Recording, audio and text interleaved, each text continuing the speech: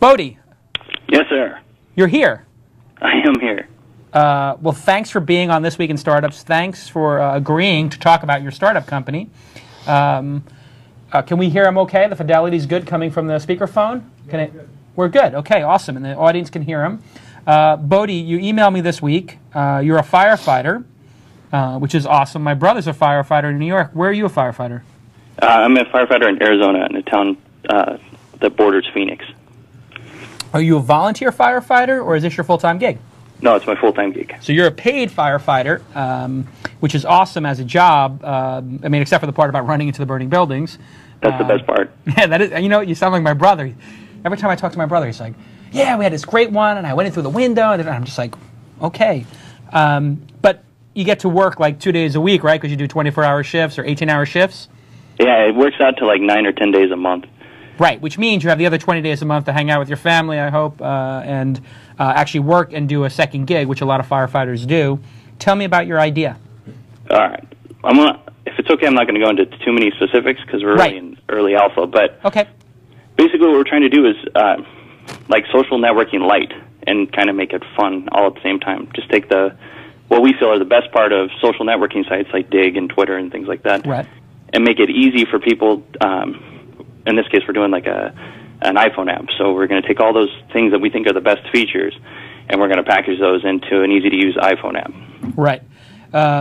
So social networking for the iPhone, this is a good idea, right? You're taking two trends, which are very powerful. The iPhone is a huge trend, and so is the social networking thing. And in Japan, as a matter of fact, most people do their social networking on their phones. So how is this different than me just using the MySpace application or the Facebook application? What's the or the Dig application? All these guys have iPhone apps and/or iPhone-enabled websites. What's going to be different here? Is this for sharing links? Is it for doing email? Is it for instant messaging? What is a social activity? Well, what we're really trying to promote above anything is citizen journalism. So if you're sitting at a bar in L.A. and you see Britney Spears changing her kid's diaper, which is probably maybe too old for that now, but on the table you can type that into the application we have.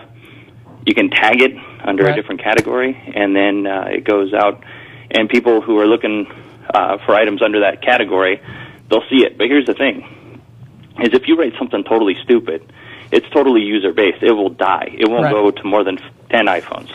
Right. If it's awesome, through voting, people are going to vote for it, and it'll move to more and more and more iPhones. Right. So the good stuff gets surfaced, and the bad stuff, by voting, I guess, goes down. And you want to do this for local news. So now you've added another sort of theme to this, which is local news, which is, by the way, the local business, most difficult business, one of the most difficult businesses online from a revenue perspective, and we haven't gotten to that part. So what exactly is your question about this? Because there is something here. You've hit some good themes. What's the question? Okay, so the first question is, it's myself and a buddy of mine who works for a company, and I can't mention his name, but every time I mention a new feature to him, even if it's on the phone, I can hear his eyes rolling in his head and his stomach just growling, because it takes about 3 weeks for every new feature I ask him to put in there. Right. So in order to save this guy, because I don't do any programming, what are the must-have social networking features that should be in a social networking app at launch to keep people from coming to the application? Yeah. So one of the things that you have the typical dynamic between a startup sort of founder and their technology partner, which is you want to do every feature, your partner can't do every feature, and there's got to be some balance of prioritization, et cetera. And so what I think you have to do is look at how many resources you have. You're funding this yourself, obviously, and you want to get to launch. You need to take the big vision and figure out how to get to the big vision. I'm assuming that you're not independently wealthy and can burn through millions of dollars a year, and you don't have $10 million in venture capital sitting in a bank account. Oh, man, yeah. That's so you're going to have to do this like a pure startup. So in that case, what I suggest is trying to maybe take that huge vision you have of like everybody having this application or 10% of users having this application, and people are trying to do it in every market, and you've got information from Arizona and New York and LA. Maybe try to bring it down and make this citizen journalism site for one local town. And this is something I don't think anybody's ever done. But if there was an iPhone application that was my neighborhood, like here is the iPhone application for Brentwood or Santa Monica or Phoenix, and then a bunch of people sharing notes on the best of what's going on in that town and voting it up and down, that could be compelling. And you can sort of bring it down by location, right? And you could also narrow it down maybe by a demographic, adults, kids, whatever, or even a function. So it's always good when you're trying to build one of these companies, I think, to maybe start smaller. You have the big vision, but start a little smaller. So maybe you could do just, I don't know, Phoenix, and maybe just bars in Phoenix, you know, or just things that nightlife that's going on there. Find a data feed of those things and have people vote that up and down, and then add news stories, etc.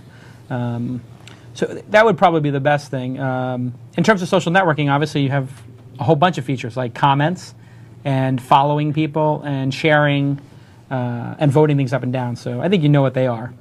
Right. But I think start small and make it work, and then you'll have some credibility, perhaps even a revenue stream or a sponsor, a user base, and then you can go bigger. Any other questions about the project?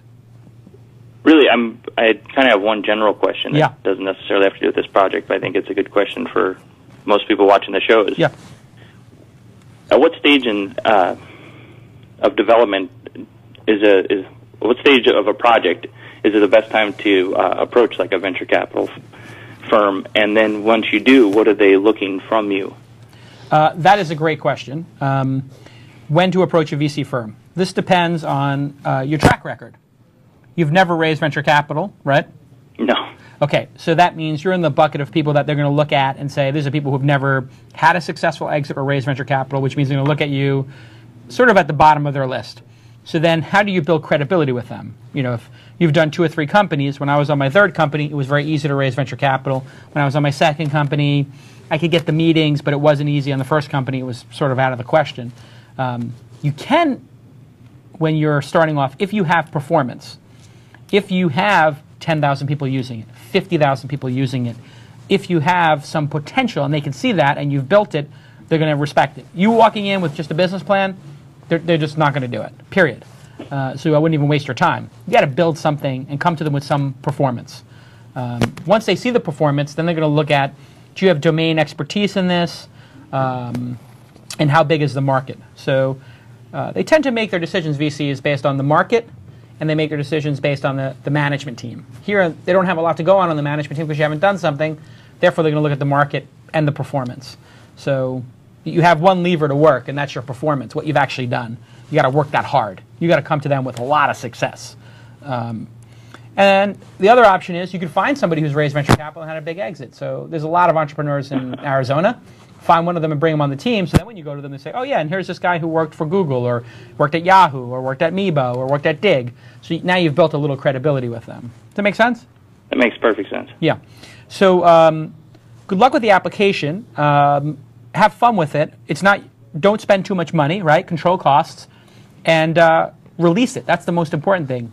Get it in the hands of users because that's when you're going to start learning, right? Yes. You learned a lot in the academy, I take it? Oh, yeah, tons. And how much did you learn on your first fire? Yeah, it's a night and day. Exactly. So you got to, the equivalent here is, after you learn more in your first fire than you probably do in the academy, I think, because then it's real. I know when I worked on an ambulance, like the first call was a guy who got stabbed in the chest. I learned a lot more on that first call than I did in the classes to become an EMT. So absolutely. And it's super cool. I think it's great for you to be doing the fireman thing and then using that stability to then build a company on. I always did that because I was broke.